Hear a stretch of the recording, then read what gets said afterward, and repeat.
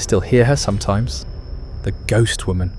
On the worst nights, when the wind moans through the trees and the walls creak just a little too much, I feel her watching me.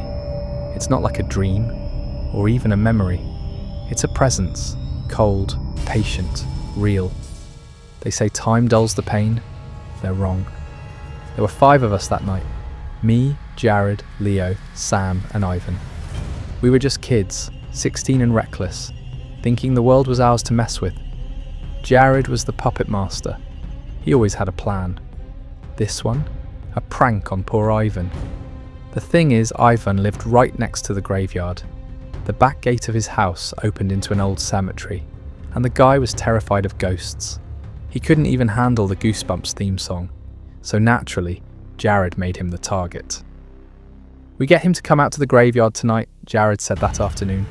"Tell him we found an open grave or something. He'll come out, we'll scare him, and boom, we've got viral prank material." Sam grinned. "I can bring my speaker.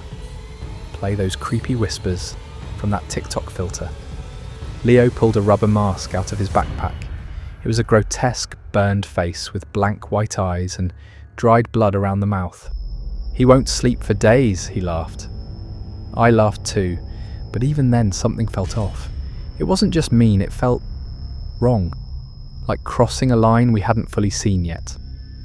But no one listens to the guy with the bad feeling, not when the night's still young and the joke's just getting good.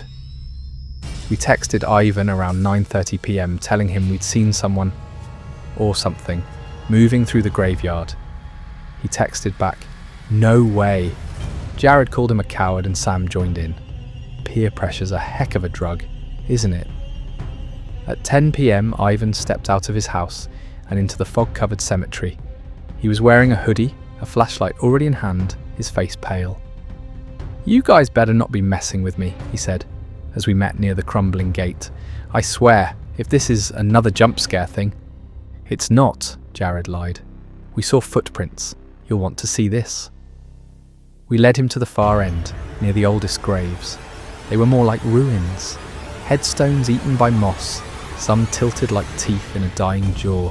Even the air felt different there. "This one," Jared whispered, pointing to a grave sunken into the earth. "Looks like something clawed its way out." Ivan leaned in, frowning. That's when Jared slipped away behind a larger headstone, putting on the mask. Leo and Sam took their positions off to the side. I stayed with Ivan, stalling, and then everything fell apart. It started with a strange noise, a clicking, wet and uneven, like joints bending the wrong way. Then Jared screamed. At first I thought it was part of the prank, but it wasn't just a scream, it was panic, pure and primal, echoing through the stone markers and dying trees. We rushed over. Jared was gone. The mask lay on the ground, in 2 pieces. Nearby, the grass was matted down, and there was something dark soaking into the dirt. Sam's voice cracked. "Where'd he go?" "He's hiding," Leo said, less sure now. "Right? This is a double prank. It has to be." "No," Ivan whispered. "Something's wrong." That's when we saw her. She was standing a few yards away, right next to the grave of Margaret Langford, a name locals whispered about. A woman. She wore a long, white, torn dress, soaked and clinging to her like a second skin. Her hair hung wet and stringy, dripping down her shoulders like ink. Her bare feet sunk into the mud, unmoving. She didn't blink, didn't breathe. She just watched us. "Jared," Sam called out again. She tilted her head in a sick, unnatural twitch, and then she stepped forward. Just one step. Her mouth slowly opened, but instead of sound, a thick, dark liquid dribbled out. Her lips were torn open, the corners ripped to her cheeks like someone had tried to carve a grin, but failed halfway through. "Run!" I screamed. We scattered. The fog swallowed us instantly. Flashlights flickered. The ground seemed to tilt under our feet. I could barely make out Ivan sprinting beside me, his breath ragged. Sam was the first to vanish. 1 second he was there, the next, just gone. I heard a wet snap, and then something heavy sliding through the grass. Leo screamed. What is that? She's right behind me. I turned just for a second. I shouldn't have.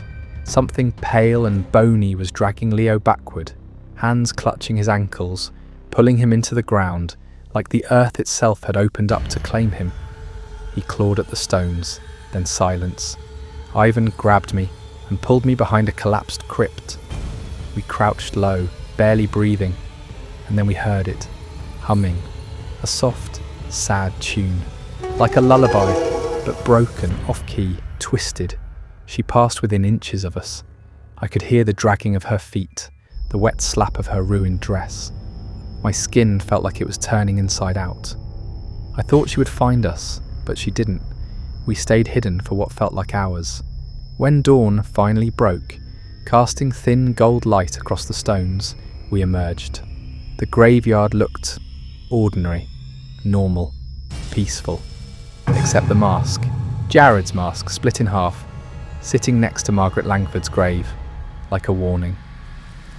We told the police. They searched for days, but found nothing. No bodies, no signs of violence, just us. Two scared kids rambling about a ghost. They ruled it as a prank gone wrong. Said the others probably ran away. Maybe they'd show up drunk in a motel in a few weeks, but they never did. I started digging into her name. Margaret Langford. She was a real person who died in 1922. Local history says she waited for her fiancé to return from World War I, but he never came back.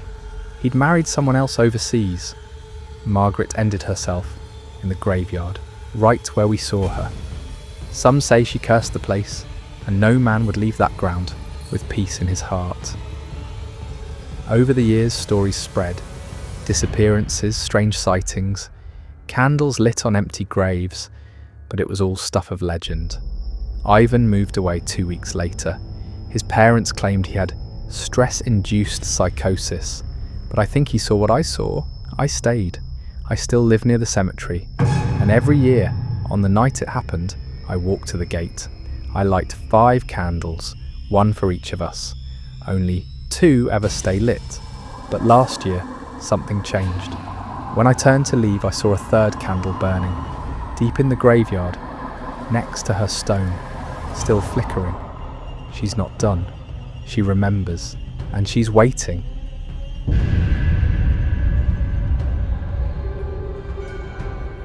I never believed the stories they told about Marrow's End Cemetery. As kids, we used to dare each other to hop its rusted gates after sunset, giggling with bravado while secretly shivering under our coats. The place had long since stopped accepting the dead, yet somehow it never felt empty. The tombstones, half swallowed by moss and time, stood like broken teeth in the earth. The older boys claimed the dead walked there when the fog got thick, whispering to each other beneath the sycamores. I always laughed louder than the others, trying to bury the uneasy twist in my stomach. It was late October when I went back, years later. Not on a dare this time. I had just buried my father in the newer cemetery across town, but I couldn't shake the memory of Marrow's End. Something had been gnawing at the back of my mind, a dream or maybe something deeper. I told myself it was nostalgia, that I was just chasing a childhood ghost. But there was something else, a memory I couldn't quite place, like I had left something behind there, something important, though I didn't know what. I arrived just after dusk. The gates hadn't changed, still bent at the hinges, still groaning like a wounded animal when I pushed them open. A heavy mist clung to the air, thick and cold, curling around my ankles like fingers. The cemetery was silent, not peaceful, but watchful, like it was waiting. I stepped carefully over the tangled roots that snaked through the gravel path, my flashlight barely cutting through the fog. As I passed the first row of graves, I whispered an apology. I don't know why, but it just felt necessary. I wandered deeper, past crumbling mausoleums and sunken burial plots. Some of the headstones were so eroded, their names had vanished entirely, leaving only blank, lichen-stained faces.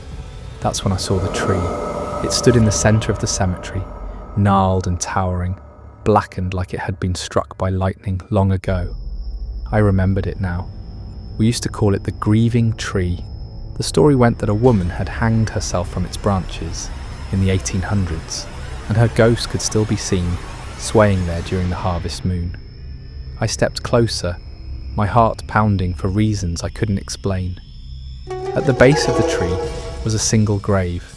Unlike the others, it was untouched by moss or decay. The stone was pristine, though there were no flowers, no signs that anyone ever came to visit. No name either, just a date, October 31st, 1874. Halloween. I knelt down, brushing away a few dead leaves, and that's when I heard it. The faintest sound. A voice, no louder than the wind, but unmistakably human. You came back. My flashlight flickered. I whipped around, but no one was there. Only the graves and the fog, and the hollow silence pressing in on me. I should have left. Any sane person would have. But the pull I felt before had grown stronger, almost painful now, like something was clawing inside my chest. I turned back to the nameless grave, and for a moment I swore I saw the earth move, a slow shift like something breathing just beneath the soil. I stumbled back, nearly dropping the flashlight, and the voice came again, clearer this time, closer. "We remember you." I spun around and my heart stopped. Figures stood between the graves now, dozens of them, still as statues, faces shadowed by the mist. They weren't moving, not yet.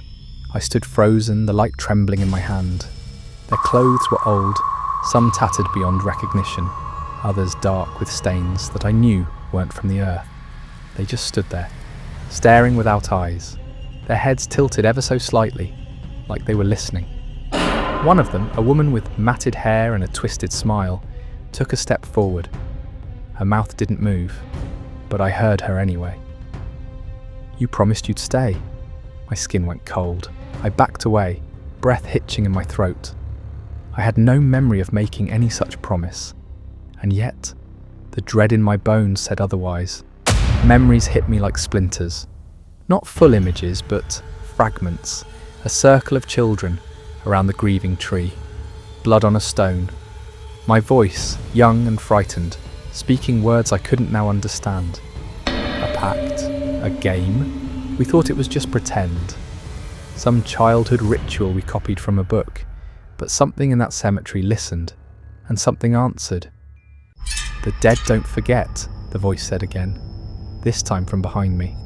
I turned and found myself face to face with a boy, maybe 10 years old. His eyes were milky white, lips stitched closed with something black and glistening. I screamed. I couldn't help it. The sound echoed across the graves, but it was swallowed quickly by the fog. The others began to move now, slow at first, but gaining purpose, reaching, grasping. I ran. I didn't care about the roots or the uneven ground. I just ran, the flashlight bobbing wildly, but the cemetery stretched on endlessly. Every corner turned led me back to the tree, to the grave, to the watching dead. My lungs burned, my legs ached, and still they followed, silent and relentless, like they had all the time in the world. I collapsed near the eastern wall, gasping, crying now. My hand landed on another grave, and I looked down, only to see my own name carved into the stone. My birth date, which was the same date as the one beneath the tree, October 31st, 1874. My mind buckled. No, it had to be a mistake, a cruel trick, but I couldn't breathe. The world tilted, and something inside me cracked. I remembered the final part of the ritual now. One must stay so the rest may leave. That's what we said. That's what we chanted. And I had drawn the marked stone. The others, they left, forgot, grew up. But I stayed. Not physically, not completely. But some part of me was buried here, beneath that nameless grave. And now I had returned, fulfilling the pact made in ignorance. The figures circled around me, whispering in a language older than bones. The boy stepped forward again and raised a pale, stitched hand. He pressed it against my chest, and suddenly everything went still. Time unravelled. The fog lifted just enough for me to see the truth. I had never truly left Marrow's End. Not that night, not ever. My life had been a borrowed thread, frayed and incomplete. Now it was returning to the weave. I screamed as the cold rushed in. Not the kind of cold that bites the skin, but the kind that hollows you out from within. I felt the soil welcome me. The voices coiled around my soul like roots. And then I was still. They say sometimes you can hear crying in Marrow's End. Not moans or wails, just soft, wet sobs. Like someone just below the ground is begging to be remembered. And sometimes, if you stand beneath the grieving tree and whisper a name, you'll feel something brush against your cheek. Something cold, something patient, waiting, because the dead don't forget, and neither do I.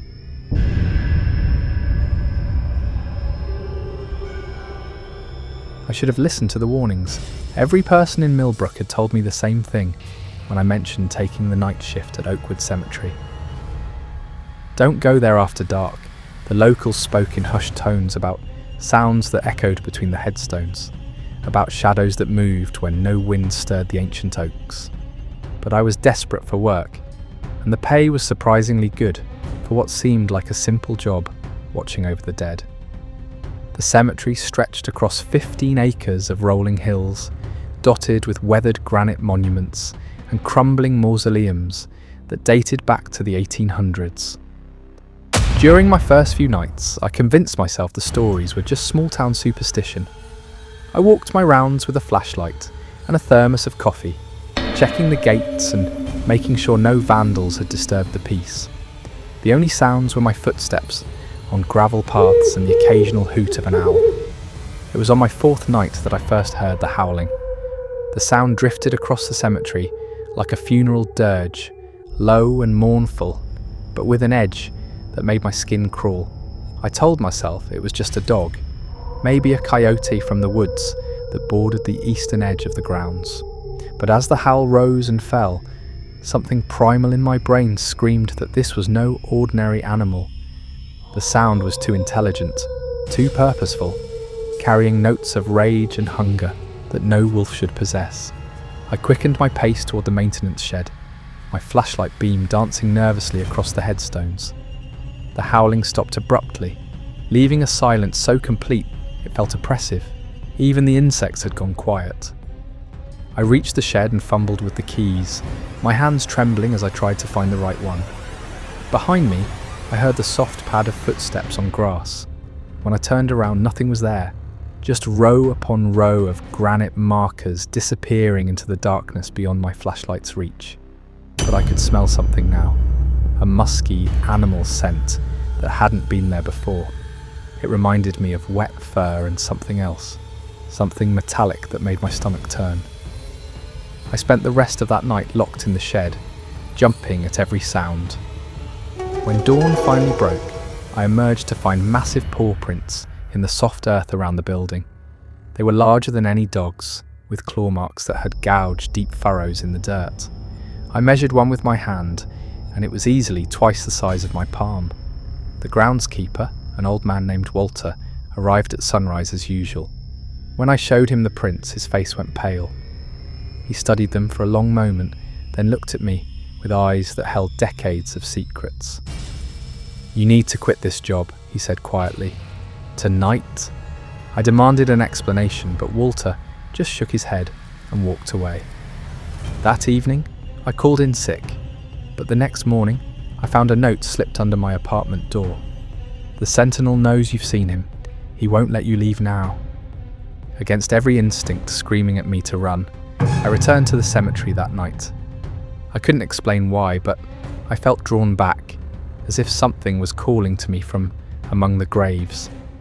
I armed myself with a baseball bat and a heavy-duty flashlight, telling myself I was being ridiculous. But as I walked through the gates, I could feel eyes watching me from the shadows. The first attack came near the old section of the cemetery, where the headstones were weathered smooth and tilted at odd angles. I was checking the lock on the Hartwell family mausoleum when I heard branches breaking in the woods nearby. My flashlight beam swept toward the sound, and I caught a glimpse of something massive moving between the trees. It was tall, easily 7 feet, with a shape that seemed to shift between human and animal. I ran. Pure terror overrode any pretense of bravery as I sprinted down the gravel path, my flashlight beam bouncing wildly. Behind me, I could hear something crashing through the underbrush, gaining ground with every second. Its breathing was laboured but powerful, like a bellows working at a forge. I reached the central monument, a towering obelisk dedicated to the town's war, and pressed my back against its cold granite surface.